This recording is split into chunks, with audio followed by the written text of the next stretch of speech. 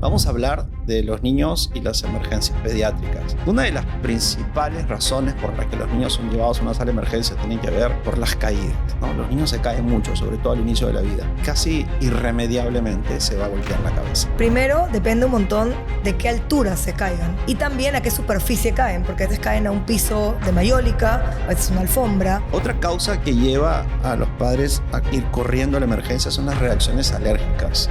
¿Realmente hay que volar a emergencias, Sabrina?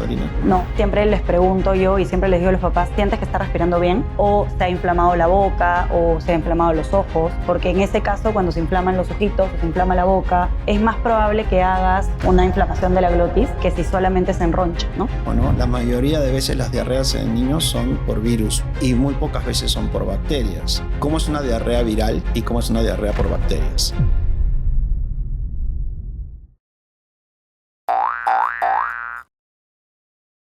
Hola, ¿qué tal? ¿Cómo están? Bienvenidos a un nuevo episodio del podcast Conversando con el Dr. Gus. Y hoy tenemos un episodio muy interesante y muy útil además para los padres. Me acompañan dos grandes amigas y colegas que son de mi misma especialidad porque son pediatras. Y vamos a conversar sobre los niños y las emergencias pediátricas. Todas esas situaciones en las que los niños son llevados a una sala de emergencia, pero sobre todo para que aprendan a saber cuándo llevarlos y cuándo no es necesario llevarlos. ¿Cuáles son las causas más comunes de que un niño lo lleve a una sala de emergencia? ¿Qué es lo que se van a hacer, lo que van a hacer ahí, etcétera? Y para este capítulo me acompañan dos personas a quienes yo quiero bastante.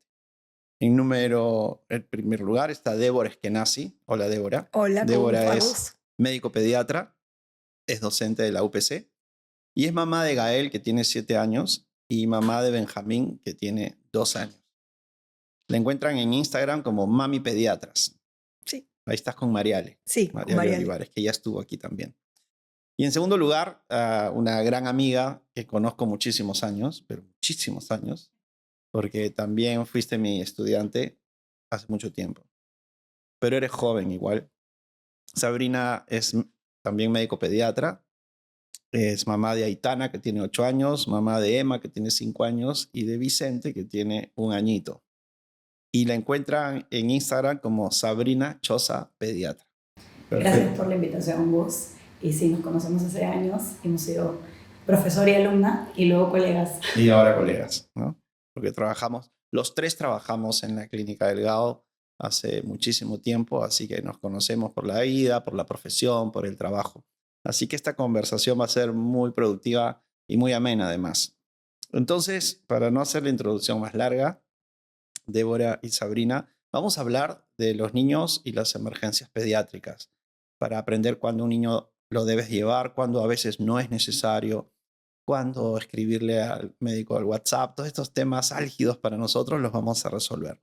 Entonces, una de las principales razones por las que los niños son llevados a una sala de emergencia tienen que ver por las caídas, ¿no? Los niños se caen mucho, sobre todo al inicio de la vida. Y cuando se cae un bebé, por ejemplo, Débora, se cae el chiquitín de 3, 4, 5 meses, que tienen la cabeza grande en relación al cuerpo, casi irremediablemente se va a golpear la cabeza. Entonces, ¿qué les dices tú? Débora, mi bebé se acaba de caer. Te mandan un WhatsApp o te llaman. ¿Qué les dices? Primero, depende un montón de qué altura se caigan. Por ejemplo, a veces hay un sillón muy bajito o un colchoncito en el piso y la verdad es que no es tan importante si no es una altura considerable como por ejemplo la cama o el cambiador, que sí son alturas mucho más considerables. Y también a qué superficie caen, porque a veces caen a un piso de mayólica, a veces una alfombra.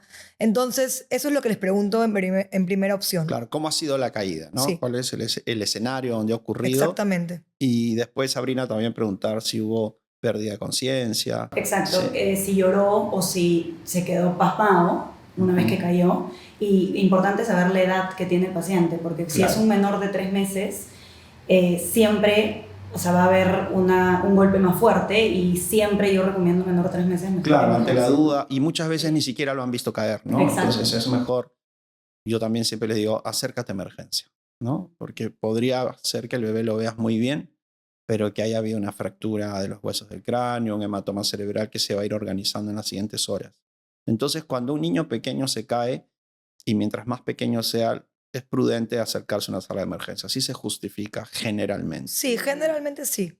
Yo solo acotaría que a veces pasa que es una caída muy leve, o sea, que realmente el bebé si es menor de 3 meses, siempre lo llevaría. A veces me ha pasado que el coche lo dejan, por ejemplo, sin el freno en el parque y que el bebé se cae con todo el coche al pasto y no está ni siquiera con cinturones. Entonces ahí, claro, tienes que ir a la emergencia. Es una caída importante, aunque haya caído al pasto. Y además el coche les cae encima también, por Sí, más que sea pasto, o sea, ni ¿no? siquiera sabemos bien el mecanismo. Claro. Pero, por ejemplo, también hay veces que la mamá lo tenía como cargado y se le chorrea un poquito y cae sobre el mueble, por ejemplo. Entonces le digo, bueno, cálmate un ratito, vamos a esperar un ratito, vamos a ver cómo va yendo. Si es que tiene, por ejemplo, 5 o 6 meses en el límite, la hago esperar un poquito a ver signos de alarma. ¿Cuáles son esos signos de alarma?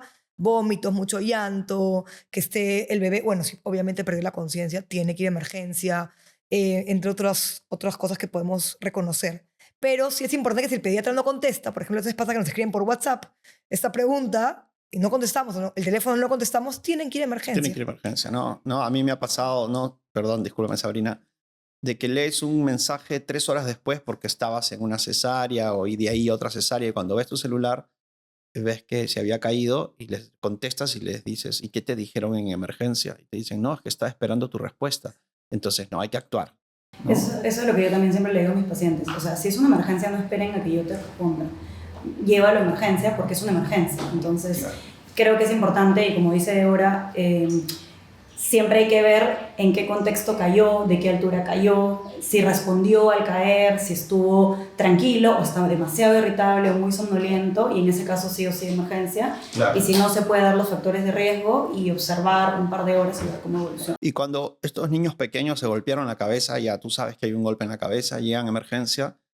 Y la conducta del médico de emergencia a veces es diversa, ¿no? Porque algunos dicen, vamos a hacerle una radiografía de cráneo, otros dicen, vamos directo a una tomografía, otros dicen, son más conservadores, dicen, observemos unas horas y veamos cómo van las manifestaciones clínicas.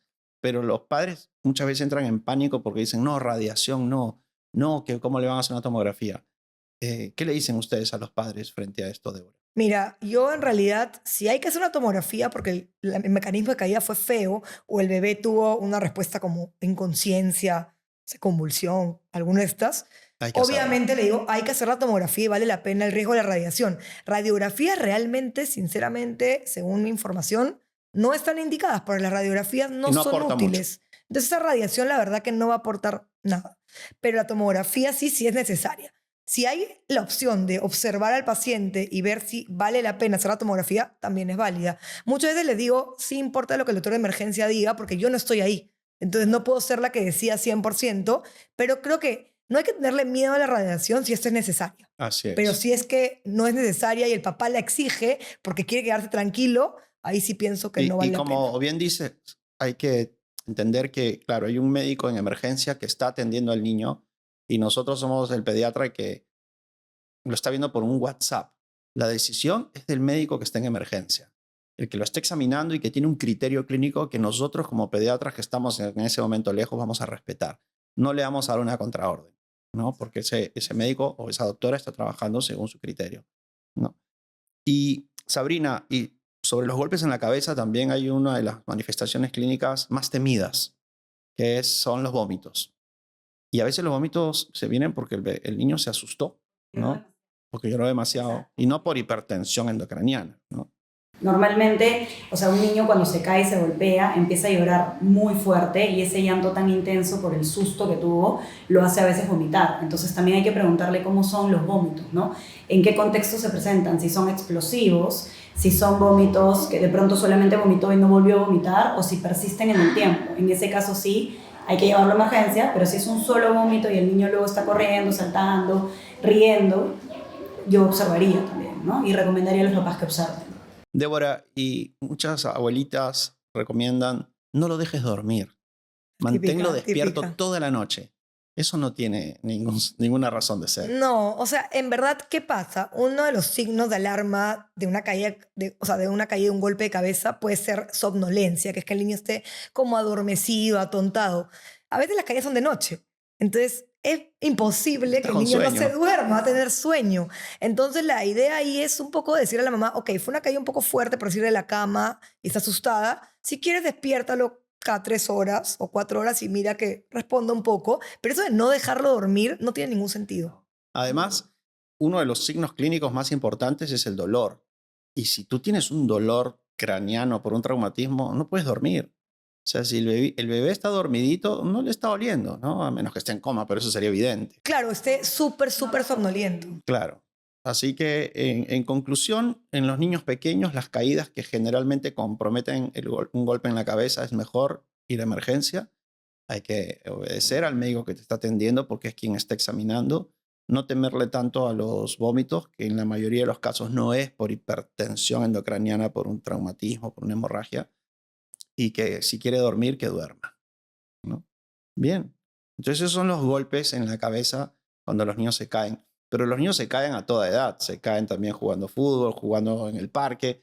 Y no siempre se van a golpear la cabeza, sobre todo los más grandes. Se fracturan el brazo, se fracturan el tobillo, el codo, etc. Y viene la misma historia, ¿no? Llegan en emergencia y les van a tomar una radiografía y te vuelven a escribir y te dicen, Gustavo, le están tomando una placa de frente y una de perfil, me parece que es mucha radiación, ¿qué hago? Yo normalmente lo que les digo es que hoy en día las radiografías son digitales y la cantidad de radiación es mínima. Entonces, si es necesaria una radiografía porque el médico que lo evaluó lo indica, no hay problema en hacerle la radiografía, porque muchas veces hay pequeñas fracturas que no se van a ver a simple vista, por lo cual hay que hacerle la radiografía. Entonces, para poder darle el mejor tratamiento. Entonces, sí, yo creo que el beneficio es tomar la radiografía y hacerle caso al médico de emergencia. Claro, Débora, y además, claro, es radiación, pero es peor no hacer nada y quedarte con una fractura. O sea, obviamente creo que hay signos clínicos evidentes de una probabilidad de fractura y sí a veces depende del traumatismo del paciente y el dolor que tenga. Creo que los traumatólogos en general toman las placas que necesitan. O sea, no siento que toman, o sea, los pacientes por lo menos que yo mando a emergencia, no he visto una excesividad últimamente de placas, a menos de que sea un paciente politraumatizado, ¿no? Uno que tuvo un accidente de carro, no sé, algo Nunca como te van a más pedir un grave. exceso de placas. Sí. Entonces creo que es adecuado y de hecho el manejo inicial en pediatría es estar seguro que no hay una lesión peor, ¿no? Porque los niños desde chiquitos no te dicen, solo cojea, por ejemplo. Entonces no sabes si cojea por el pie o por la rodilla o por la cadera. Entonces a veces necesitas una evaluación un poco más exhausta. Perfecto. Entonces, antes de seguir con el siguiente punto, dejar o aclarar de que ninguno de los tres somos emergenciólogos de pediatría, pero somos los pediatras de los niños que van a la emergencia. Esa es la intención de esta conversación, ¿no? Esta relación entre nosotros, los padres, y la sala de emergencia, para que los padres sepan cuándo ir, cuándo no ir, qué esperar y cómo comportarse frente a las decisiones que se toman en emergencia y las nuestras, ¿no? Bueno, de hecho, ambas hemos trabajado en emergencia antes de trabajar en la clínica en consulta externa. Justo las dos hemos Sí, yo trabajado en la también, misma 10 años emergencia. trabajé en emergencia. Nosotras también como, bueno, 5 cada una. Y nos ha tocado las dos versiones, ser la emergencióloga y ser ahora la pediatra del paciente. Ahora estamos en una posición distinta, Sí, ¿no? y es como que ya sabemos reconocer cómo es también ser el emergenciólogo y la presión del paciente a querer que su pediatra sepa o esté informado del tema. Y también ¿no? como pediatras entender la angustia y el miedo. Sí, ¿no? Es por natural. supuesto. Nadie quiere ver en una situación así a tu hijo. Entonces, y a veces las palabras que salgan de la boca de una mamá son producto del momento, ¿no? Y Sí, hay que obvio. tener mucha paciencia. Otro de los síntomas muy clásicos que obligan o que te hacen ir a emergencia es el dolor de oído, ¿no? Que se presenta muchísimo. Algunos tipos de dolor de oído en verano y otros en invierno. Entonces hay otitis externa, otitis media aguda, etc. ¿Cómo manejar esto, Sabrina, del dolor de oído? Yo normalmente siempre les pregunto cuando me escriben, cuando tienen mucho dolor, si es que he tenido fiebre, porque eso es importante también, porque si es que tiene fiebre y dolor de oído, sí necesita una evaluación rápida para saber que es una infección y que merita tomar tratamiento antibiótico. Cuando solamente es dolor, a veces puede ser solamente una inflamación, entonces a veces podemos indicar algo vía WhatsApp y observar, y si el dolor baja, podría haber sido una inflamación, sobre todo en el verano, que van tanto a la piscina y se bañan, entonces a veces eso puede causar una otitis externa que puede tratarse vía WhatsApp. Y luego de haberle dado el tratamiento, ir a consulta para poder evaluar que en realidad está todo bien y que solamente fue una otitis externa, ¿no? Claro, Débora, y entender que tenemos la oreja, el conducto auditivo, que es como un túnel que termina en el tímpano. O sea, es como una caverna que muere ahí, no hay más donde entrar. Y detrás del tímpano está, como dice Sabrina, el oído medio o el oído interno en todo caso. Entonces se puede infectar el oído interno desde la garganta hacia ese oído, se llama otitis media aguda, ¿no? Y la externa, que es generalmente por la piscina. Todas las infecciones de oído son por bacterias, No. ¿no? Generalmente Muchos son ¿no? virales. En realidad, la mayoría de pacientes viene con un resfrío, que empieza el resfrío y después empieza el dolor de oído, que puede ser hasta por la presión del mismo moco. Claro, Que por el oído medio, el moco pasa. por la trompa de Eustaquio. Sí, o sea, por la trompa de Estado que pasa al oído y eso abomba el tímpano y hace doler. Y en realidad a mí, con los dolores de oído, yo siempre le digo a los pacientes, siempre lo primero es un analgésico, o sea, paracetamol, ibuprofeno, lo que usualmente toman los pacientes. Y de acuerdo al, o sea, por ejemplo, ir por un dolor de oído a las 3 de la mañana en la emergencia, considero que de repente no sería la mejor idea. Mejor es tomar un analgésico que le va a ayudar con el dolor y al día siguiente ir a la consulta, que es lo más fácil. Pero si el dolor no pasa con el analgésico después de media hora, una hora, sí es prudente ir a la emergencia porque necesitan un analgésico más fuerte. De repente ya es tiempo de empezar un antibiótico. A veces sí, por el oído hay alguna secreción, sangrado, etcétera. Vale la pena. A veces hay dolores de oído traumáticos también, por hisopos, etcétera. Entonces, O por golpe. o por golpes. Claro, entonces ahí el oído podríamos separar en dos partes, ¿no? El oído externo, que es del tímpano hacia afuera, generalmente lo vamos a ver en verano, por la playa, las piscinas, la arena, pero también, como dices tú, que con un hisopo se hicieron una herida, o hasta con el dedito o con un juguete, y eso se infecta, duele mucho. De niño todos hemos tenido una otitis externa, y el tratamiento es tópico, con gotitas y analgésicos vía oral, y eso suele pasar bien, sin mayores problemas. Y la otitis interna, que llamamos los médicos otitis media aguda, que puede ser por virus y por bacterias, y ya el médico determinará el diagnóstico según, como dices tú, la evolución clínica, la evaluación con el Con el otoscopio otoscopio. y todo el cuadro clínico que envuelve a esa otitis, ¿no? Fiebre previa, un episodio respiratorio que ha ido empeorando y se complica de esta manera. Entonces, el dolor de oído, que es muy fuerte, todos lo hemos tenido, sí justifica muchas veces, no siempre, justifica ir a emergencia, ¿no? Muy bien. Otra de las causas que hace que lleven a los niños a emergencia, y seguramente con justificación, pero a la hora de evaluación vemos que no era mayor cosa, es el dolor abdominal. Creo que, si no me equivoco, es uno de los síntomas en pediatría más comunes. Hay estudios que revisan miles de niños con dolor abdominal y son muy pocos los que realmente tenían algo orgánico, ¿no? Entonces, ¿qué puede pasar, Sabrina, cuando tú te dicen, estás con dolor abdominal, un niño de 7 años? ¿Qué le preguntas a la mamá para aconsejarle? Normalmente le pregunto si comió algo que le puede haber caído mal y le esté dando un cólico de gases, cuánto tiempo de evolución tiene el dolor y qué tipo de dolor tiene, ¿no? Para poder aconsejarle qué hacer, o sea, si podemos manejarlo nuevamente desde casa o tiene que ir necesariamente a la emergencia. Claro, porque siempre el temor es no vaya a ser apendicitis, ¿no? Exacto. Y generalmente no lo va a ser. Que es raro, ¿no? Es raro, pero podría ser. Y a veces uno está a la distancia y tú no estás examinando ese abdomen, ¿no? Entonces, sí podríamos preguntar otras cosas, ¿no, Débora? De hecho, para el dolor abdominal siempre se pregunta si es que hay vómitos también, si hay diarrea, si ha habido también fiebre o malestar o algún antecedente viral, porque a ¿Cómo veces está el pasa apetito también? también si el apetito está disminuido o está normal, si tiene varios días de evolución, porque a veces sí pues pueden tener 5 días de dolor abdominal y es raro que sea una apendicitis Claro. con tantos días. Pero sí, yo sí tengo una consideración importante que es tratar de no dar muchos remedios en ese caso. O sea, yo aconsejo solo simeticona, que es para los gases, y paracetamol de repente. Y si con eso no mejora, por ejemplo, mejor acudir a la emergencia. Si no hay mayor problema. A veces el mismo estreñimiento puede causar dolor abdominal y lo tienen como muchos días y claro, en el momento la mamá te lo dice porque ya es algo muy notorio, pero si le preguntas bien, te dice, pero mira, todos los días se ha quejado un poquito, pero hoy se empezó a quejar mucho más. Entonces las causas son diversas, ¿no? Y también existe algo que se llama el dolor abdominal recurrente, ¿no? Que es crónico, se presenta por momentos, se va y los niños lo pueden referir por meses, ¿no? Y al estudio generalmente no hay mayor cosa.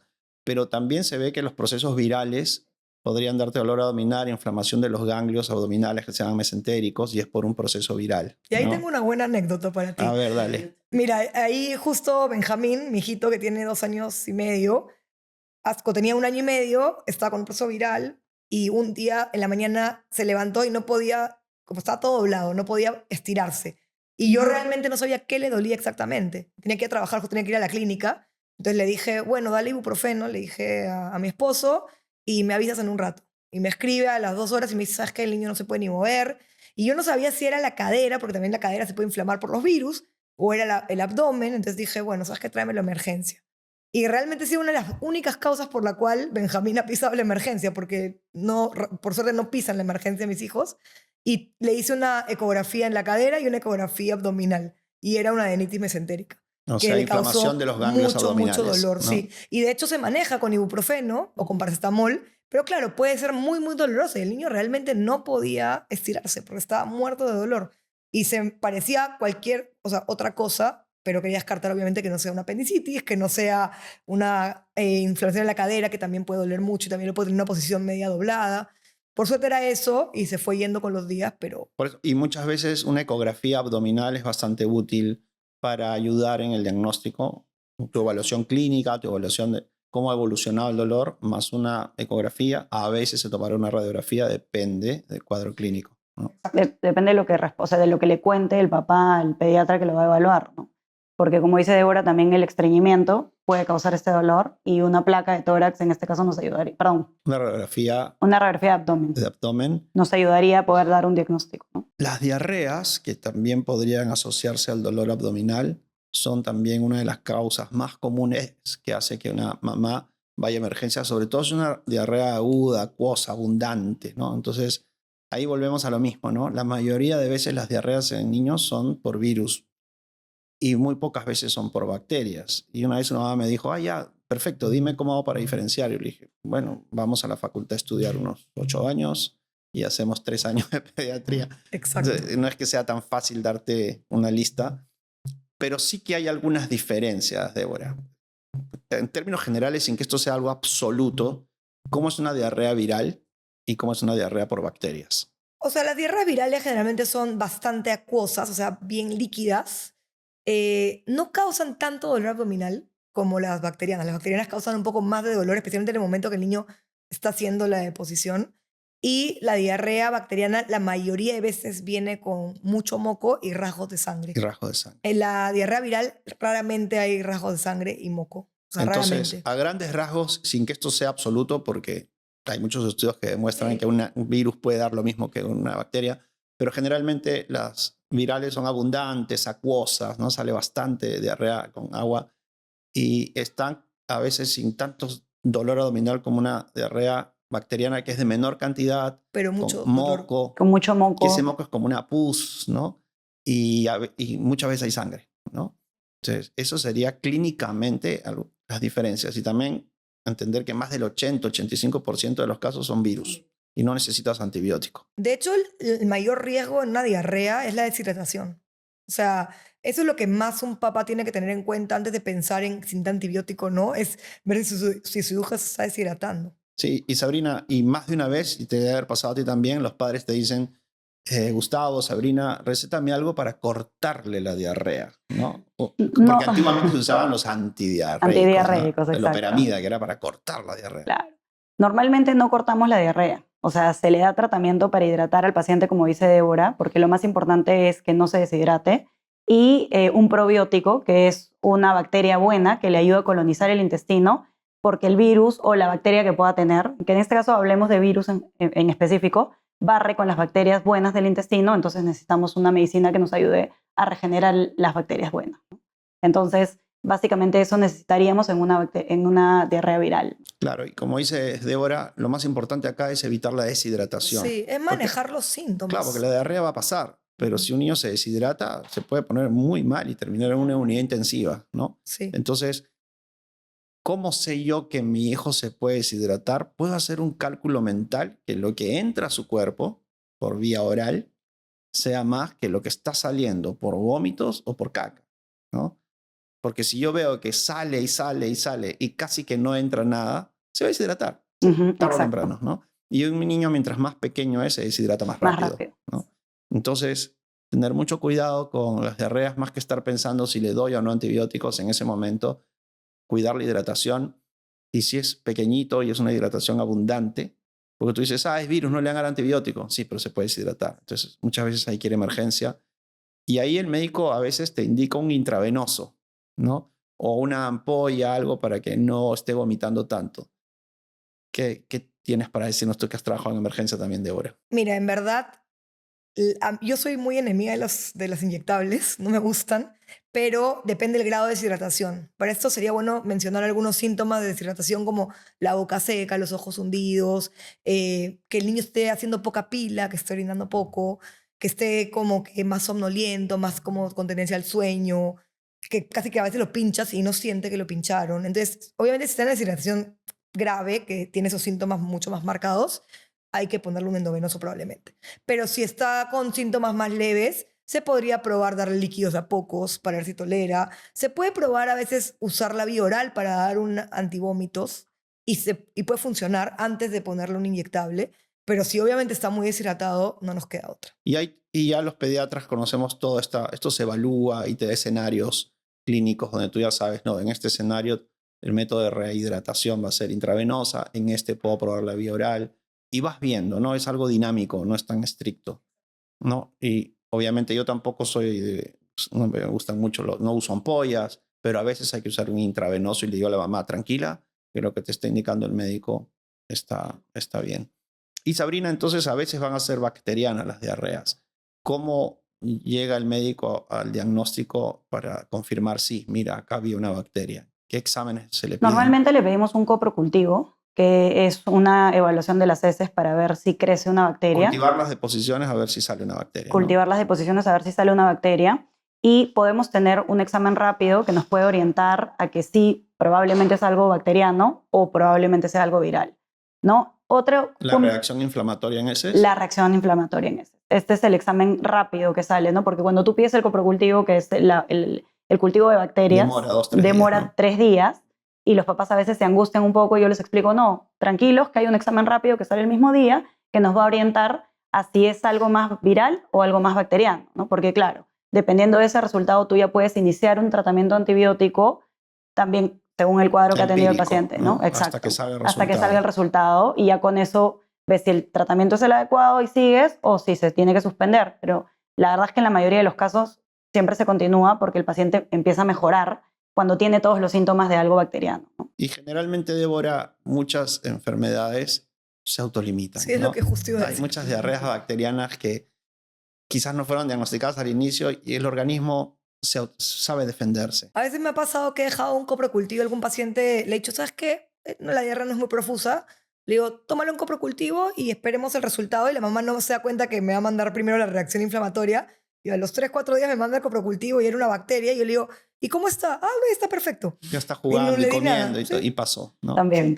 Sí, pasa mucho, sobre todo en los niños que tienen una capacidad de recuperación impresionante. Sí.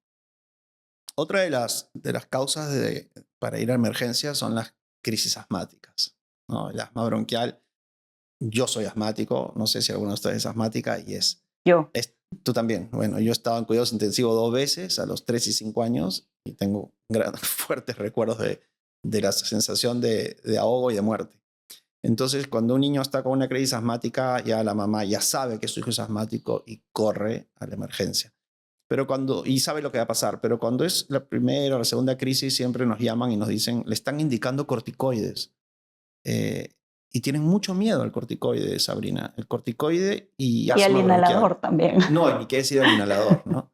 ¿Qué les dices tú? Lo que pasa es que tienen miedo porque creen que el corticoide no los va a dejar crecer, uno, y el inhalador los va a volver dependientes. Y yo lo que les explico es que tienen una enfermedad de fondo y que eso no es que el inhalador los va a hacer dependientes, sino que ellos necesitan ese medicamento futuro porque tienen un cuadro de fondo, una condición que la van a tener siempre, pero que poco a poco, conforme van madurando su sistema respiratorio, va a ir mejorando y cada vez van a haber menos crisis, ¿no?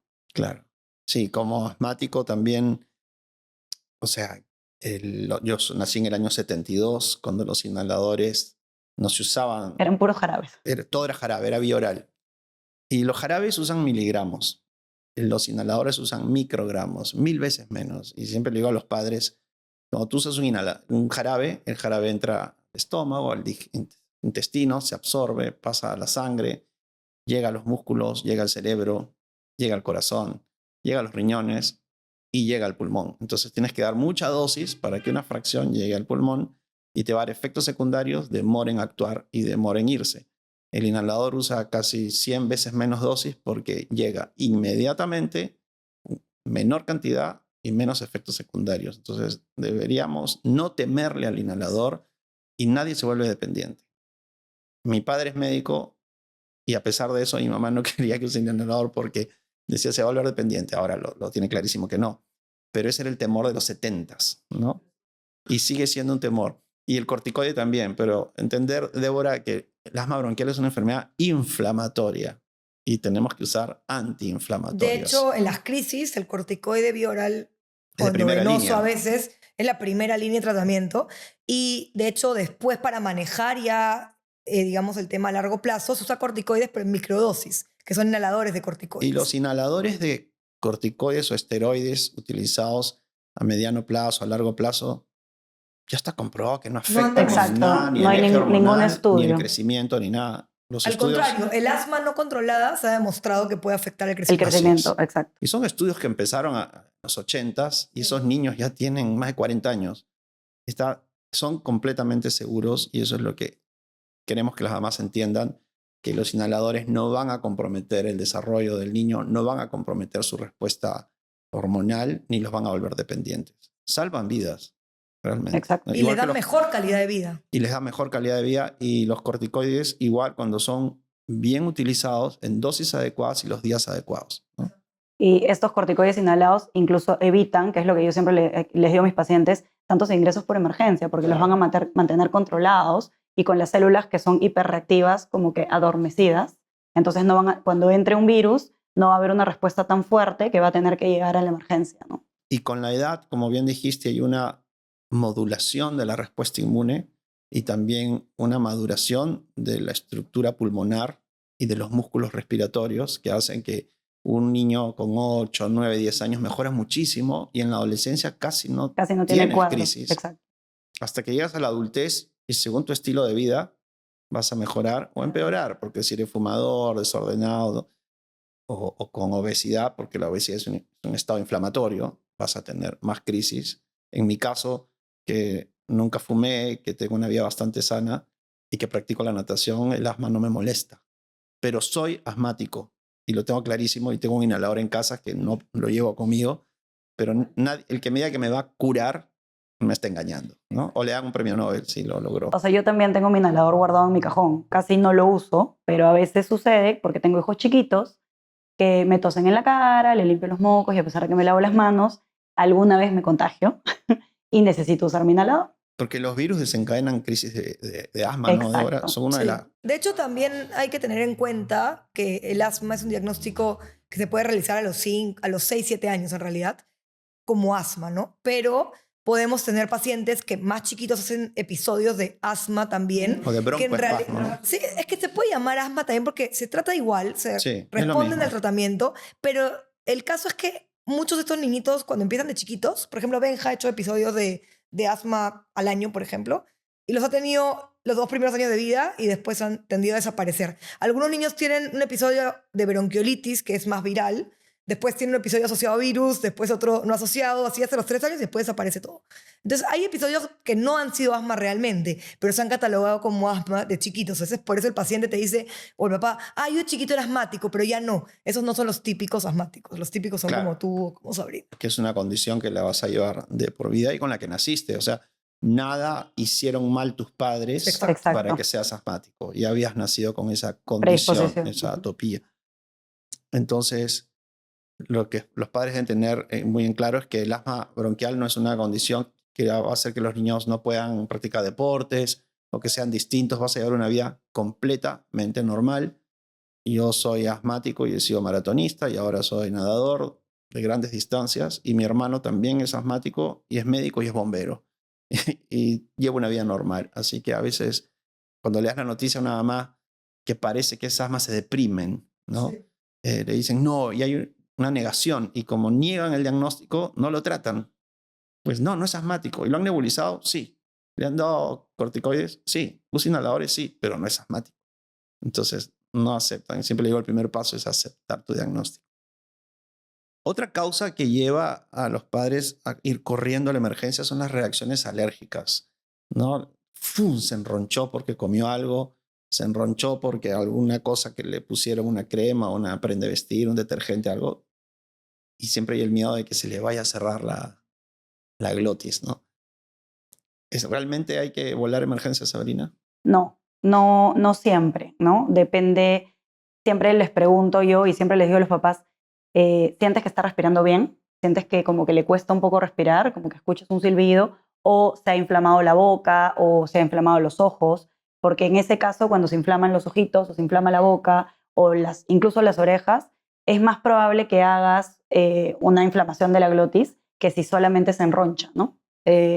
Creo que cuando es solamente ronchas y depende qué tan extenso sea, podemos observarlo y dar también un tratamiento para casa, exacto, un antihistamínico, un antialérgico, y observar. Y en el gran porcentaje de los niños va a bajar, pero tenemos el otro lado que sí es el que tiene que ir a emergencia, ¿no? Débora, y si a ti una mamá te manda una foto de un niño que ha hecho una reacción alérgica con los párpados hinchados, ¿no? Que angioedema, y la carita hinchadita, Ay, sí, y 100%. todo colorado, ¿no? No, 100%.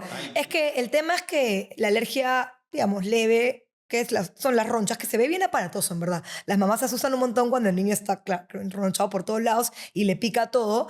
Y el peor de los casos es que también cuando van a emergencia, los pinchan también. Cuando en verdad no le va a hacer ninguna diferencia darle Bioral o pincharlo. Pero bueno, eso no vamos a pelear ahora. Pero cuando el niño está hinchado o el paciente está hinchado, tienen que ponerle generalmente adrenalina. Y la adrenalina sí es un medicamento que se usa intramuscular. Entonces eso tiene que ser manejado en una emergencia. Eso es urgente. Y las mamás deberían saber realmente que para una alergia severa, cuando hay hinchazón de ojos, de labios, de párpados, o al niño le cuesta respirar, tiene que ir a emergencia y la droga es adrenalina. No es simplemente un antihistamínico. Eso Claro, es importante. y para la casa te van a dar también seguramente un antihistamínico o a veces un corticoide y hay que cumplir porque yo puedo corregir esta reacción aguda y después puede volver a hacer salir a las horas. onda nuevamente, ¿no? Entonces hay que cuidar eso. Y también recordarles que a veces las reacciones alérgicas alimentarias o medicamentosas, la primera reacción, cuando es la primera experiencia a este elemento, no es tan aparatoso, ¿no? Es lenta. Y la segunda La experiencia segunda será es mayor, mucho más fuerte, ¿no? No piensen que la primera vez va a ser una cosa mortal, ¿no? O sea, Generalmente yo trato de explicarle eso a mis pacientes. Es que si es alérgico, por ejemplo, no sé, al huevo, al maní o algún medicamento, la primera te va a dar tiempo de llegar a la clínica y todo perfecto. La segunda va a ser mucho más rápida, la tercera puede ser mucho peor. Entonces ahí sí es bueno consultar con un alergista que les dé algunas como indicaciones para si ocurre de casualidad esta alergia, Claro. porque deberían evitar el alérgeno 100%. Y esto hace que muchos padres tienen temor a las alergias alimentarias en los bebés que están empezando a comer. Y una vez me encontré a una mamá de unos niños que yo atiendo en la sala de emergencia, pero en la sala de espera. Y le dije, ¿qué pasó? Me dijo, no ha pasado nada. Yo vengo todos los medios días que pruebo un nuevo alimento con mi bebé, se lo doy acá, por si le cae mal. Entonces le dije, mira, la primera experiencia, si va a ser alergia, no va a ser aparatosa. Se va a presentar a la hora, 2 horas, y va a ser unas ronchitas. Así que anda a tu casa tranquila. Pero hay ese miedo, ¿no? Están los dos extremos, los que están muy relajados y los que tienen esta aprensión. Entonces, la primera experiencia, eso sería bueno que quede claro que no va a ser tan aparatosa. No es tan aparatosa y como dice Débora, te da tiempo de llegar a la emergencia, ¿no? Tampoco son tan frecuentes las Son alergias raras, alimentarias. sí. Acá en Perú, por lo menos por suerte, son menos Es frecuentes. menos frecuente, ¿no? Las de medicamentos son un poquito más. Y las que son muy frecuentes son las urticarias, o sea, que parecen alergias, pero son por virus. Sí. Claro. Y esas en realidad le aparecen de la nada al paciente, pero cuando le preguntas, sí, estuvo con fiebre. Claro. Estuvo con un poco de Son moco. las enfermedades eruptivas, ¿no? Que nosotros le No llamamos... necesariamente, son las urticarias postvirales. Que Y pueden, pican claro. mucho. y que pueden durar un montón de Y como pareciera unas 3 que semanas, fue- ¿no? O sea, como que van y vienen durante Sí. 3 semanas y el papá está estresado porque viene, se va y le tienes que explicar, puede durar 3 semanas y le puede salir cada cierto tiempo, no te vas a asustar que todo va a ir bien, ¿no? Y acá sí viene el síntoma cardinal y principal que genera angustia, miedos, abruma a las mamás y que repleta las salas de emergencia y de los WhatsApp de los pediatras, y es la fiebre, ¿no? Bendita fiebre, porque realmente es bendita, porque la fiebre nos defiende, ¿no? La fiebre no da meningitis, ¿no? La fiebre no destruye el cerebro. Entonces, Débora, ¿qué les puede decir a las mamás y a los papás sobre la fiebre? La fiebre es un síntoma de varias enfermedades. En realidad, no puedo definir ya ni cuántas son. Es importante que sepan que la fiebre no es mala para los pacientes y que lo que tenemos que saber es por qué se está dando la fiebre. Y de hecho, el bajar la fiebre rápido tampoco va a hacer que el paciente, por ejemplo, no convulsione. Eso es un mito. O sea, si uno dice, si le bajo rápido la fiebre no convulsiona. Si tiene que convulsionar el paciente porque es una predisposición genética del paciente, va a convulsionar igual. Entonces, entendamos que no es que si yo le pongo una inyección para la fiebre va a ser mejor a darle un remedio bioral o un supositorio, por ejemplo. Entonces la fiebre es parte de nuestra respuesta inmune. Nuestro cuerpo se está defendiendo, no hay que tenerle tanto miedo. Y claro, a veces, si yo tengo un niño con fiebre y otros síntomas importantes, voy a emergencia. Pero si solamente tiene fiebre, está en relativo buen estado general, come, puede dormir, y yo lo veo que sonríe y está, bueno, no se va a sentir súper bien, pero está bastante bien, no tengo que ir a emergencia. Yo normalmente les explico a mis pacientes que todos los virus o todas las enfermedades, normalmente cuando ingresan al cuerpo de nuestros hijitos, lo primero que va a hacer nuestro cuerpo es producir la fiebre para tratar de neutralizar a este agente que ha entrado a atacarnos. Este microorganismo. Exacto. ¿No? Y normalmente esto tiene un tiempo de evolución. Entonces, va a empezar con picos altos los primeros 3 días y a partir del tercer día, en la gran mayoría de las enfermedades, la fiebre va de bajada y se va espaciando. Entonces, si la fiebre va así, hay que tener paciencia, y si es que la fiebre persiste en el tiempo y persiste alta durante muchos días, sí amerita una evaluación. Entonces, para que no vayan con la primera fiebre emergencia, ¿no? Sino que hay que explicarles eso y que no le tengan miedo porque es nuestra primera respuesta a una agresión que está teniendo nuestro cuerpo. Claro, porque a veces pasa que la mamá fue a emergencia y te dice, sí, me dijeron que era un virus. Ya, perfecto, el lunes. El martes te voy a escribir, Gustavo, sigue con fiebre. Sí, ya sé, te dije que la fiebre puede durar 2 a 5 días. Ah, ya, miércoles. Gustavo sigue con fiebre. El jueves, Gustavo sigue con fiebre. Ya creo que hay que darle antibiótico, ¿no? No. Y a veces se va al 5.º día y alguna vez se irá al 6.º, porque los virus pueden darte. 7.º. Y a veces dura un día. También. O un pico febril y no se presenta Exacto. más. Porque es totalmente variable dependiendo del agente infeccioso y del niño, ¿no? Otra cosa que me pasa mucho es que los papás creen que cuando le hace el remedio para la fiebre, no se va a volver a repetir la fiebre. Pero ya le di Panadol y volvió la fiebre, por ejemplo. Entonces es como que, ok, el paracetamol tiene un efecto de 6 horas, de 4, de 8, y después la fiebre probablemente regrese. En buena suerte si no volvió, pero la mayoría de veces hace el efecto, baja la fiebre y luego vuelve. Y esto se maneja por eso cada 6 horas, más o menos el efecto del remedio, y a veces se puede usar diferentes remedios dependiendo de cuánto malestar le causa al paciente. Pero si a mí tú me dices que tengo un paciente con 40 fiebre, corriendo por todos lados y jugando, no voy a morir por bajar la fiebre rápido. Claro, y a veces las mamás, y creo que muchas veces tienen en su arsenal paracetamol, ibuprofeno y metamizol. Entonces, y le están dando el paracetamol cada 8 horas y el ibuprofeno a la mitad, ¿no? A las 4 horas. Y tienen el metamizol como para ping, cuando se hizo un pico febril. Es que ya le di el ibuprofeno, el paracetamol, ahí le dan al pobre niño lo llenan de medicinas, ¿no? Y no lo dejan defenderse. No es tan necesario estar con esta Yo considero angustia. que solo podríamos alternar estos remedios cuando tiene mucho malestar el niño. A veces tienen estos, por ejemplo, mano, pie, boca, que tienen heridas adentro de la garganta. Que les duele horrible. Eso les duele mucho. Entonces, bueno, ahí yo diría, ok, alterna un poco de paracetamol con ibuprofeno porque de verdad duele mucho.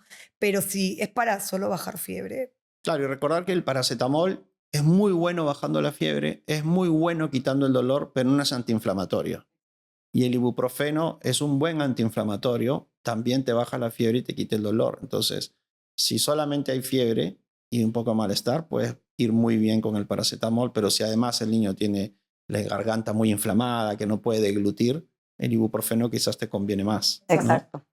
Pero de primera línea siempre empezamos generalmente con paracetamol, ¿no? Y otra cosa de los medios físicos, o sea, bañar al niño, por ejemplo, muchas mamás preguntan, doctora, ¿y también lo baño? Y ahora se sabe que en verdad, si el niño quiere bañarse o está contento en la tina, sí, lo va a ayudar un poco a bajar la temperatura. Obviamente con agua templada, agua tibia para calentita, no con agua fría. Pero tampoco hay que torturar al niño a las 4 de la mañana para meterlo a la ducha. El objetivo de bajar la fiebre es bajar el malestar, no darle más malestar metiéndole a las 4 de la mañana a una tina que el niño llore y llora. Entonces, no es debido a muerte darle el tema del baño. Sí, eso que has dicho es fiebre. importantísimo, Débora. Bajamos la fiebre para que el niño se sienta bien. Pues yo tengo un niño con fiebre de 38 y se siente bien y come bien y duerme, déjalo, ¿no? No porque yo no le bajé la fiebre se va a complicar, porque a veces dicen, sí, se complicó porque no le bajaron la fiebre. No, se iba a complicar igual. Si yo le daba paracetamol y después terminó en una neumonía, con o sin paracetamol iba a la neumonía o la otitis o la sinusitis, se iba a complicar con eso. Entonces, ¿cuáles son estas complicaciones que podrían aparecer después de un proceso respiratorio agudo de vías respiratorias altas, Sabrina?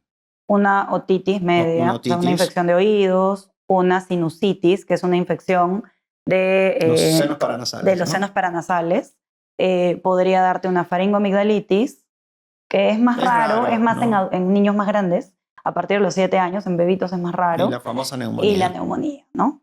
¿Y es Porque común eso, no, Débora? no existe, perdóname Sí. que no existe, me dijeron que estaba como que en principios de.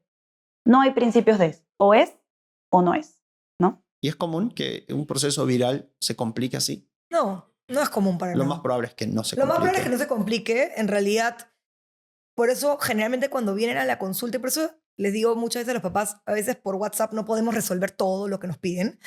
De hecho, a veces es bueno examinar al paciente porque ahí tú te das cuenta cuál es el riesgo de esa complicación. Y le damos signos de alarma. Entonces, esos signos de alarma nos ayudan a que el paciente nos avise si se está complicando el asunto, ¿no? Pero no es frecuente. O sea, de 10 resfríos puede complicarse uno. O quizá menos O también, menos. ¿no? Depende de la edad del paciente. ¿verdad? Depende de la edad, depende si tiene alguna condición previa, depende de su estado nutricional. Y a veces un niño sano, que está con buena nutrición y todo, también se puede complicar, ¿no? O sea, es algo, es un azar que le puede pasar a cualquiera y no significa que... Sí, porque siempre todos buscan muchos culpables. Hay una neumonía y es que fue porque fue sin saco al parque, porque lo bañaron en la noche. Cualquier culpable lo contagió a la tía que estaba resfriada. Y yo digo, ¿para qué ella no se busca culpable? Simplemente se complicó. Es algo que Y puede pasar. se hace algo y el niño se va a recuperar. Exactamente. Y creo Dime. también con el tema de la fiebre, que también muchas mamás tienen miedo a las convulsiones. Sí. Entonces, porque claro, existen las convulsiones febriles, pero nosotros tenemos que explicarle a nuestros pacientes que no es que cualquier niño va a convulsionar por fiebre, sino es que hay algunos niños, que son muy pocos, que Uno están, en 20 más o menos, exacto, ¿no? que están predispuestos a poder tener una convulsión febril, pero no es todos. ¿Y de qué Entonces, edad se presentan las normalmente convulsiones son menores de febriles? 5 años. Mayores de 5 años no van a tener esto. Y si es que tu hijo tiene 4 años y nunca antes presentó, no va a presentar, es rarísimo que ya a esa edad vaya a ser una convulsión Claro, febril, se ¿no? presenta entre los 6 meses y 5 años y generalmente el primer episodio de convulsión febril A se los presenta en 18, chiquitos, sí, ¿no? claro, O sea, 18 si meses. tiene 4 años sí, y nunca exacto. convulsionó por fiebre, también es poco probable. Exacto. Sí. No, Y- dime. No, y decir que las convulsiones febriles son benignas, en realidad No son dañan. aparatosas, se van a asustar Sí. los papás, pero por suerte la mayoría de veces más no las hospitalizamos. Los observamos en emergencia y después de 4 o 5 horas que el niño lo ves muy bien, le das de alta y lo sigues en consulta externa. Porque sí es una patología que, si bien se va a dar y va a asustar a los papás, no es nada que vaya a ser complicado. Igual cuando son recurrentes o repetitivas, que es raro igual eso también, ya se manda al neurólogo para que le dé una miradita. Claro, entonces hay que dejar, como lo acabas de decir, con mucha claridad que la convulsión febril no deja secuelas, a diferencia de otro tipo de convulsiones que podrían generar daño y que eventualmente con los años se van a ir, ¿no? Y que son aparatosas, es comprensible la angustia de los padres, pero afortunadamente a los niños no les va a pasar nada malo. Ujú. Otra causa que asusta muchísimo, muchísimo, es el sangrado nasal, que nosotros le llamamos epíxtasis, ¿no? Y el sangrado nasal tiene causas diversas. Seguramente hay algunas causas no muy buenas, no muy bonitas, que son las más raras. Pero ¿cuál es la causa más común, Débora, de sangrado nasal en los niños? En los niños la más frecuente es que tengan alguna venita superficial que está como Un muy vaso sanguíneo expuesta. pequeñito Sí, ahí. acá dentro de la mucosa de la nariz. Y como se meten el dedo full a la nariz o se soban la nariz, O puzcan, se congestionan. o también con los resfríos se Con los expone resfríos. un poco y eso hace que suelte sangre la venita de vez en cuando y es bien es aparatoso. Y pasa de noche generalmente. Es más frecuente de noche que de día. Y lo que deben conocer los que no son médicos es que 1 mililitro de sangre te puede dar un escenario De terror. Sí. criminal, Sí. ¿no? Y que piensas que te la está sangre desangrando, embarra sí. y cuando tú ves, no era nada. Sobre todo los golpes en la cabeza, ¿no? Los vasos sanguíneos del cuero cabelludo sangran muchísimo. Y cuando tú ves, era una cosa muy chiquitita. Entonces, y ahí viene la gran pregunta, porque ¿qué hace la abuelita o la mamá? Tira la cabeza para atrás, tira la cabeza para atrás. Y es al revés, ¿no, Sabrina? Normalmente hay que dejar la cabeza neutral y O para adelante o un también. poquito para adelante y tratar de hacer una presión leve, no una presión intensa en esta área, ¿no? No, porque muchas veces te decían, no, tienes que presionar acá. No, acá no puedes presionar porque son los huesos O le duros, ¿no? ponen el algodón. O el y para algodón, atrás. exacto. Y No, todo porque se va se van para- a tragar la se sangre comen la sangre. y van a sangre. vomitar Y vomitan. sangre. Exacto. Entonces, el sangrado nasal es una condición relativamente frecuente, no tan frecuente, pero que a veces pasa y que hace pensar a los padres en una cosa terrible, pero generalmente no lo es. Incluso un golpe también te puede hacer sangrar la nariz, ¿no? Yo toda mi vida he sufrido de sangrado nasal desde niño y esto espero que no lo escuchen los niños, pero hasta yo lo usaba para salir del salón de clases, ¿no? Porque Te hacía metías mucha el dedo. presionaba, hacía pujaba y comenzaba a sangrar y me embarraba con una gota de sangre, me embarraba todo así y decía, profesora, y me anda a la enfermería y salía. Claro, ¿no? ¿qué te van a decir? No, entonces, Y la profesora, y debería cauterizarme, no lo he hecho. Entonces, cuando me resfrío a veces también tengo sangrado por la congestión de la mucosa nasal. No hagan eso, niños, esto. Tiene que verte el otorrino. Luego, ya hemos hablado de quizás las causas más comunes, pero hay algo que sí conviene dejarlo en claro y que en un episodio anterior ya lo he conversado sobre el atragantamiento, ¿no? Atragantarse, que se debe decir atragantarse, no se dice atorarse. Se atoran las cañerías. Las personas nos atragantamos. Tienen algunas características típicas. Y a veces cuando un niño se come algo y se queda en el esófago y habla y tose, la mamá cree que se está ahogando. No, Sabrina, ¿qué es un atragantamiento? o sea, creo que primero hay que explicarles que tenemos el esófago y tenemos la tráquea. La tráquea es la vía aérea y el esófago, exacto, que está adelante y el esófago está atrás y es un conducto que va al estómago. Entonces, cuando se queda en el esófago puede molestar y el niño puede tener una sensación de presión, Es horrible, pero que es ¿no? horrible, que siente que no, o sea, que tiene algo atracado, pero respira bien, no cambia de color Y suena. y suena, exacto, ¿no? Entonces, eso es lo más importante. Entonces, si está en el esófago y el niño está jugando y hablando, no es la vía aérea. Si a un niño se le va algo a la vía aérea, no puede hablar, se empieza a poner morado Y hay un silencio total. y hay un silencio total. Y hay un rostro de pánico, ¿no? Es importante eso. Todos hemos aprendido como médicos la maniobra de Heimlich y yo nunca la había usado. Y la usé hace un mes con mi padre, que se atragantó una noche en casa y por primera vez en mi vida usé la maniobra en un escenario real. Y a la primera compresión salió el pedazo de carne que le estaba generando obstrucción. Y por primera vez en mi vida vi la cara de pánico, un color que se pone en morado, cianosis y el silencio absoluto. Él se desesperaba sin emitir un ruido. Entonces eso es importante. 1, reconocerlo y 2, aprender maniobras de desatragantamiento en niños pequeños, en niños más grandes, en adultos y desatragantarse uno mismo, ¿no? Entonces ya publiqué un video de eso y voy a hacer los 4 escenarios en videos. Entonces generalmente un atragantamiento no te da tiempo de llegar a emergencia, tienes que resolverlo en casa, Sí. ¿no? Otra causa que hace que los padres vayan a emergencia o nos consulten primero a nosotros, dependiendo de la intensidad, es el dolor de cabeza, ¿no? La cefalea. A veces te dicen, sí, tiene dolor de cabeza hace varias semanas y ya me está preocupando. O a veces es un dolor muy, muy, muy agudo. Generalmente el dolor de cabeza no tiene una connotación mala, maligna, pero ¿cómo lo enfocas, Débora? Bueno, en realidad, los dolores muy agudos y muy intensos, yo sí prefiero mandar al paciente a emergencia porque a veces pueden tener un desenlace no tan bueno. Depende también de la edad de los niños. Generalmente los niños que te refieren los dolores de ese tipo son niños de más de 5 años, o de 4 años, 5 años. Y si son de como evolución de, no sé, 12 horas, un día, yo prefiero mandarlos a emergencia. Y a veces son debut de migrañas. O sea, como que puede ser una migraña que empezó. pero a veces hay puede ser migraña otra en niños, cosa. eso hay que Sí, dejarlo en claro. exacto. Y hay migraña en niños hasta más chiquitos todavía. Si son dolores de cabeza de evoluciones más como largas y no tan intensos, prefiero verlos yo primero y ver qué está pasando para ver a dónde derivar el paciente. Porque ahí realmente creo que en la emergencia no nos van a ayudar mucho. Claro. Entonces prefiero ver si vale la pena que lo vea el neurólogo. Ayer tuve un paciente, por ejemplo, que era con dolor de cabeza, un chiquito de como 12 años, teniendo dolor de cabeza de como un mes, pero de muy baja intensidad, pero muy persistente. Y finalmente lo terminé mandando primero al oftalmólogo, porque tenía un tema en los anteojos, él usaba anteojos, y tenía una medida en un ojo que era de cerca y una medida en otro ojo de lejos. Y había mandado a hacer los lentes a cualquier lado, que no sé si los habían hecho bien, y había tenido una evaluación como hace mucho tiempo oftalmológica, y él leía muchas horas al día. Entonces dije, no, primero prefiero el oftalmólogo y después veo siento el neurólogo, porque neurológicamente yo lo examiné y no le encontré nada. Entonces ahí creo que depende mucho dónde mandar al paciente o qué hacer, pero si es un dolor intenso, de poco evolución, sí vale la pena ir al emergente. Claro, es importante Si lo despierta, por ejemplo. lo que hacemos los médicos, ¿no? Comenzamos a investigar toda la historia clínica, cuándo empezó, cómo empezó, qué evolución tiene, cuál es la intensidad del dolor y qué otros síntomas se presentan. Y empezar por lo más simple y obvio, que generalmente es por la agudeza visual, ¿no?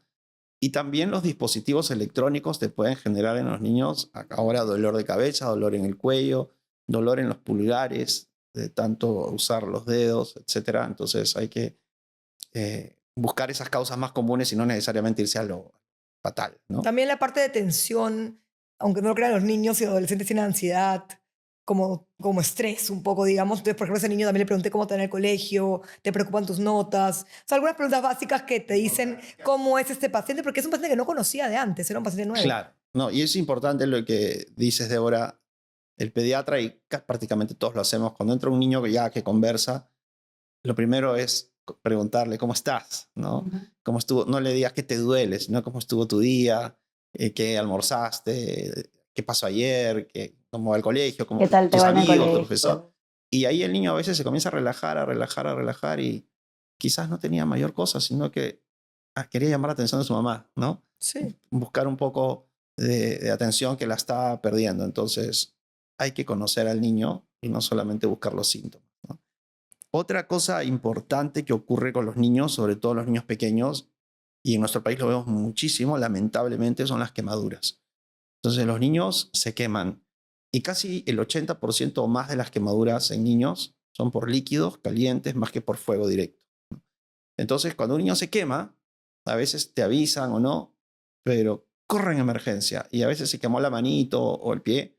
¿Y qué es lo que debemos hacer en casa antes de volar a la emergencia para mejorar la evolución de esa quemadura? No sé, Sabrina, Mari. Normalmente yo lo que les digo es primero, apenas se quemó, depende del área, ¿no? Porque si es la cara, sí o sí va a tener que ir a emergencia. Porque me pasó una anécdota de un paciente que jaló el mantel, un bebito, y era un café hirviendo y le cayó en la cara.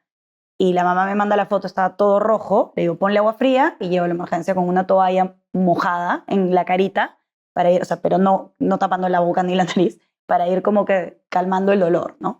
Pero digamos que si le cae en la mano y es un área pequeña, lo primero que tiene que hacer es ponerla en agua, no helada, no hielo, sino agua fría, para tratar de bajar el dolor. Y luego a veces podemos aplicar una cremita, que en este caso se llama silverdiazina, que es para quemaduras, que ayuda a mejorar.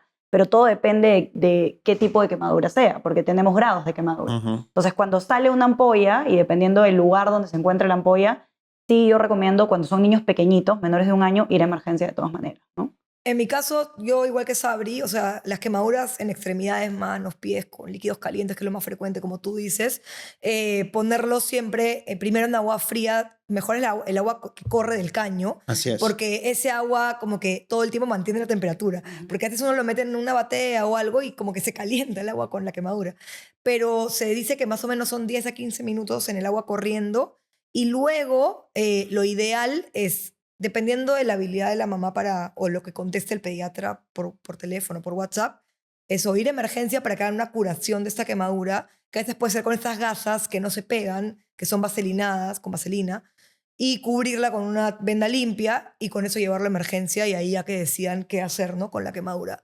Porque a veces con el agua puede ser que no salgan ampollas, por suerte, y queda como una quemadura de primer grado, pero a veces sí pueden igual salir las ampollas y hay que manejarlas porque se pueden infectar. Entonces, ese es el tema que no siempre vamos a poder saber qué pasó y de hecho, depende de donde sea la quemadura, en la palma de la mano duele mucho. En los dorsos, tipo de las manos o las piernas también. Y algo también importante que creo que tienen que saber es que si tengo ropa, por ejemplo, me cayó el agua caliente acá en el brazo y estaba con la ropa, es que sacar la ropa rápido porque la ropa se pega a la piel. Y cuando sacas la ropa después, se va con la piel. Entonces, es importante que saquen la ropa y después pongan el agua corriendo 15 minutos y después vayan a la emergencia. Claro, y recordar que las quemaduras están clasificadas, como decía Sabrina, en grados, ¿no? Primer grado, segundo y tercero. Primer grado, de manera muy simplista, podríamos decir que es una quemadura superficial y te enrojece. Se enrojece la zona. Y Una duele quemadura mucho, solar ¿no? es de primer grado, ¿no? Cuando estás rojo, rojo, es primer grado. Duele, arde, ya está. Pero no deja ampollas. De segundo grado es más profunda, ya llega más allá de la epidermis y te genera ampollas. Y dependiendo de la evolución podría dejar cicatriz. Y ya la de tercer grado es más profunda, puede llegar a planos muy profundos para llegar al tejido de la grasa o del músculo y eso va a dejar cicatriz de todas maneras. Entonces, cuando un niño o un adulto se quema, la quemadura sigue profundizándose, el calor. Entonces, si yo esa mano que se acaba de quemar la sumerjo en un agua, como dice Débora, agua corriente, igual el agua siempre va a tener menor temperatura que el cuerpo, porque una piscina está a 28 grados y una piscina externa está a 20 grados, así que hay mucho menos temperatura que la piel y va a evitar que esa quemadura que iba a ser de segundo grado llegue a eso y se quede en primer grado. Entonces, con unos 20 minutos, como bien dices, y si el niño está estable y puede ser media hora mejor, vas a darle una mejor evolución a la quemadura. Y esto lo converso muchísimo con mi hermano el bombero, ¿no? Que ellos dicen siempre eso, háganlo en casa antes de ir a emergencia, ¿no? Porque él además es cirujano. Entonces, enfrías la extremidad, pero el problema es algunas zonas del cuerpo, como la cara. Entonces, agarras una toallita, la humedeces con agua del caño, se la pones en la carita, quizás le haces un huequito para que respire y puedes llevar una botella con agua para el camino para ir humedeciendo la toalla, le sacas, le pones otra y esa zona de la cara la mantienes fría a menor temperatura que temperatura corporal o la quemadura y vas a evitar una quemadura muy profunda, ¿no? Entonces, está bien ir con las quemaduras de emergencia, pero antes actuar, ¿no? Sí, se actúa en la casa o en el lugar donde estés y después la idea es terminar el tratamiento en la emergencia. Yo tengo una anécdota interesante que yo me quemé el dedo con la resistencia del horno, pues soy muy mala para la cocina. ¿Con la qué? Con la resistencia del horno. Sí. Sí. ¿Y qué hacías con la resistencia? Sacando algo del horno. Okay. Con la mano, sin guante, nada. Bueno, y la cosa es que tenía acá la quemadura que sí la puse en agua, todo, pero era profunda. Y después iba a la clínica y me ponía mi gasita y todo. Yo me la curaba solita porque no llegué nunca a ir a la emergencia. Y un día en la sala de doctores de la clínica le digo a un doctor que no conocía, le digo, doctor, ¿cree que me puede ayudar a ponerme mi gasita, no sé qué? Y me dice, ¿qué haces ponerte eso? Y yo le digo, es que me he quemado. Y tenía un hueco de verdad en el dedo. O sea, estaba medio feo. Y me dice, yo soy cirujano plástico, ven conmigo. Y de verdad después me puso un parche que es regenerativo de piel para cerrar el hueco, porque de verdad era un hueco, era una quemadura que fue de segundo grado, casi tercero, que en verdad no iba a regenerar con mi gasita. Entonces, para que sepan que en verdad hay especialistas en esas áreas que tienen mucha información más que a veces los pediatras. Nosotros podemos dar inicialmente una ayuda, pero, por ejemplo, el doctor, si no fuera por él, la verdad que me hubiera quedado una cicatriz feísima que no me quedó nada. Me ayudó mucho. Claro, el cirujano plástico estudia cirugía plástica y cirugía reconstructiva y de quemados, ¿no? Y mucha de sus prácticas hospitalarias la hacen en pabellones quemados.